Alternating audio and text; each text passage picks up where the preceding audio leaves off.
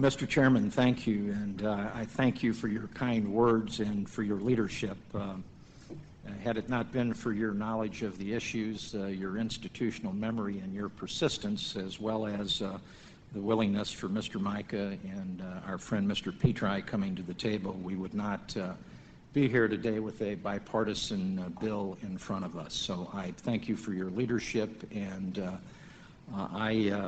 both you and Mr. Mica, I think, made various points that I was going to make in my opening statement. I have a lengthy opening statement that I will submit for the record, but I would like, for the benefit of members and those who are here today, to summarize the bill. Without objection, the statement will be included in the record. As you know, Mr. Chairman, the H.R. 2881 is the culmination of many hearings, in-depth analysis, and a lot of dialogue between the FAA, our colleagues on this committee, and our colleagues in the House, as well as stakeholders. As you indicated, the issues we address today are not only important today, but they're important for the future of aviation so that we can continue to maintain the safest aviation system in the world. Mr. Mica made note of the fact that we have an agreement with the base bill. There will be 2 amendments offered. And I want to say up front that in a few minutes I will be addressing the FAA's imposed work rules on our air traffic controllers in a separate amendment that I will be offering very shortly. We have spent many hours over many months, me as ranking member and now as chairman of the subcommittee, on both sides trying to work out an agreement between the FAA and NATCA. Unfortunately, that has not happened in spite of the fact that these negotiations didn't just start in the last 3 weeks. They started when the FAA declared an impasse and walked away from the table.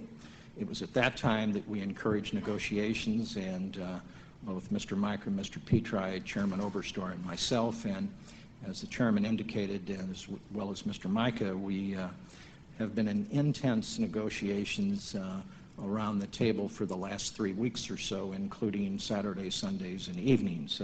But unfortunately, there are issues that cannot obviously be resolved, and therefore, in my judgment, there is only one course of action to take, and that is binding arbitration. Mr. Chairman, I strongly believe in collective bargaining and bargaining in good faith with a fair dispute resolution process for both sides. Unfortunately, that did not happen in 2006, and we will correct that wrong if we adopt my amendment that I will offer in a few minutes. H.R. 2881 keeps our aviation system moving forward so that we can increase capacity and safety, modernize our air traffic control system, and continue to reduce energy consumption and improve our environment. I've said many times that I believe our next generation system can be absorbed by the existing FAA financing structure, and that is exactly what we do in this bill. Our bill does not impose user fees as the administration recommended. Instead, we are recommending to the Ways and Means Committee that the general aviation jet fuel tax be adjusted for inflation from 21.8 cents per gallon to 30.7 cents per gallon, and that the aviation gasoline tax rate be adjusted from 19.3 cents per gallon to 24.1 cents per gallon. The forecasted growth of the trust fund revenues, coupled with additional revenues from the recommended general aviation fuel tax rate adjustments, will be sufficient to provide for the historic capital funding levels required to modernize the air traffic control system, as well as to stabilize and strengthen the trust fund.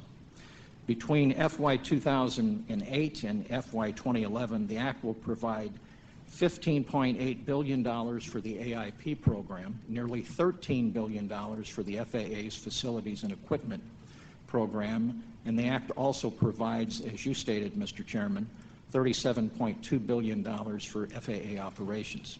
Further, H.R. 2881 applies a 4-part approach to the FAA and the Joint Planning and Development Office regarding the ATC modernization and NextGen. 1, we provide more funding. 2, more authority. 3, more accountability. 4, more oversight. These changes will ensure our ability to meet our modernization goals and our objectives. Funding. As I stated earlier, this act provides historic funding levels for the FAA's F&E account, and that will accelerate the implementation of NextGen and enable the FAA to make needed repairs and replacements of existing facilities and equipment. Authority. We increase the authority and visibility of JPDO by elevating the director of JPDO to the status of Associate Administrator of NextGen within the FAA, reporting directly to the FAA Administrator. Accountability. The Act requires the JPDO to develop a plan that details on a year-by-year basis specific NextGen related reports required by the FAA and its partner agencies, and also requires the Secretary of Transportation to report annually on the progress of the work plan. Finally, the Act contains provisions that hold the FAA's vendors accountable for providing safe, quality service for ADS-B and flight service stations. Oversight. The Act authorizes the GAO and the DOT Inspector General and the National Research Council to do audits and reports related to NextGen that will help us, this Congress and this subcommittee and full committee, exercise its oversight responsibilities.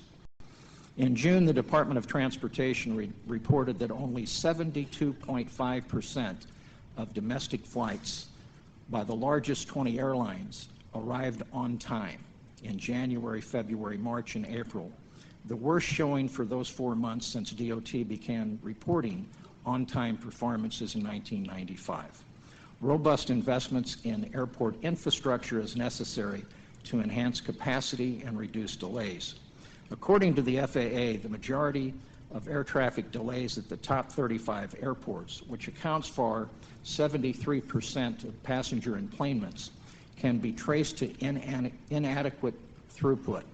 To quote the FAA, quote, "The construction of new runways and runway extensions are the most effective method of increasing throughput." The FAA's National Plan of Integrated Airport System states that during the next 5 years there will be $41.2 billion of AIP-eligible infrastructure development, an average of $8.2 billion per year. This includes approximately $18 billion in runway-related needs, including new runway, taxiway, and apron construction. However, in March of 2007, the FAA testified that the current plan may underestimate the true cost of these needed capital improvements, as sharp increases in construction costs have occurred in the last half of 2006, and they were not fully reflected in their figures. To combat inflation and to help airports meet the increased capital needs, we have increased the passenger facility charge from the current cap of $4.50 to $7. According to the FAA, if every airport currently collecting $4 or $4.50 from their PFC, if they would raise the PFC to $7, it would generate approximately $1.1 billion in additional revenue for airport development each year. The Act also provides significant increases in AIP funding for smaller airports, which are particularly reliant on AIP funding for capital financing. I know members are interested in the Small Community Service Program, and I'd like to mention a few points on that program. First, we rejected the administration's proposal to cut funding for the EAS program by more than half. Instead, we increased the total amount authorized for EAS each year from $127 million to $133 million. We also make changes to the EAS program that will improve the quality of air service received by EAS communities. Finally, the bill extends the small community program through FY 2011 at the current authorized funding level of $35 million per year. In addition to providing for the modernization and increased capacity of our system, aviation safety, of course, is extremely important, and as a result, we have numerous initiatives and policies to make our system safer. In particular, let me highlight two issues that the subcommittee took up, and that is two issues raised in the NTSB Most Wanted list, and hearings were conducted on these issues. First, we are requiring the FAA to issue a final rule regarding the reduction of fuel tank flammability in aircraft no later than December 31st of this year.